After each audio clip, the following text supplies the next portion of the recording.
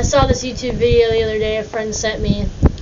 It was called, "You're not Fluttershy, you're actually just a bitch."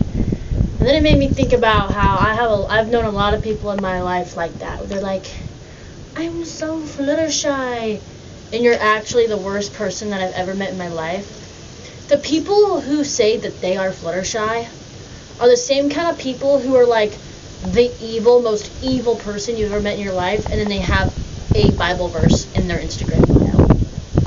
People who say that they are Fluttershy, you need to stay far away from those people.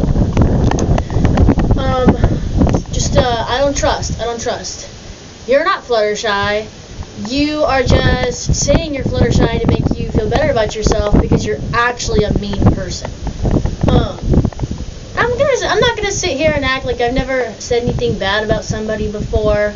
Nobody's perfect, but at the same time, especially in high school, people are like, "You talk shit about me behind my back," and I'm like, that's not really accurate, I'm not talking shit about you. I'm just telling the truth about something shitty that you did. It's not talking shit if you're just a shitty person. Sorry. I may be the villain in your story, but you're a loser in mine.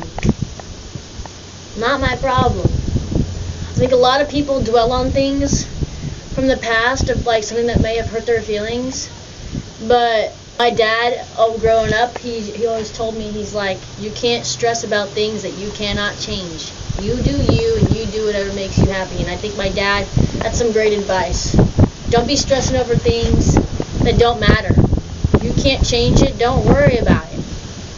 As long as you're doing what makes you happy, you shouldn't care what other people have to say about it. I think all of high school, I kind of lived in fear of like doing what I wanted to do and like being who I wanted to be because I wanted to fit in so bad. I was kind of an outsider when I went to high school because everybody in my town had grown up together and I was the odd one out. No one wanted me in their friend group, and so I kind of just bounced around to anyone who wanted to talk to me, And I think that's part of the reason that after leaving high school, I've really grown into myself and done my own thing and dressed the way I wanted to dress and all that, because in high school you can't really do that, In school, the weird kids are always ostracized for being different, and they're the ones that are made fun of, and they're the ones who don't have a big friend group. But at the end of the day, the weird kids are the cool kids.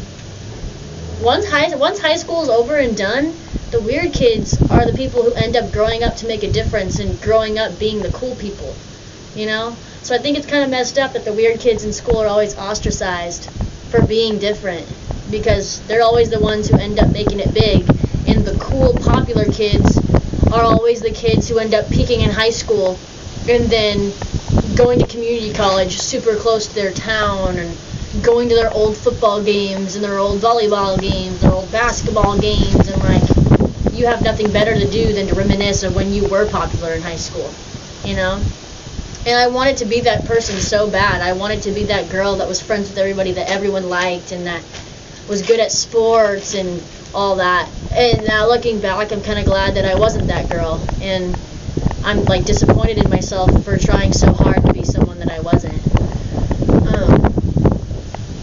But yeah. That's some good advice for you. I don't know why I just went on this whole preach, but nature does something to me. Touch some grass and you might learn something.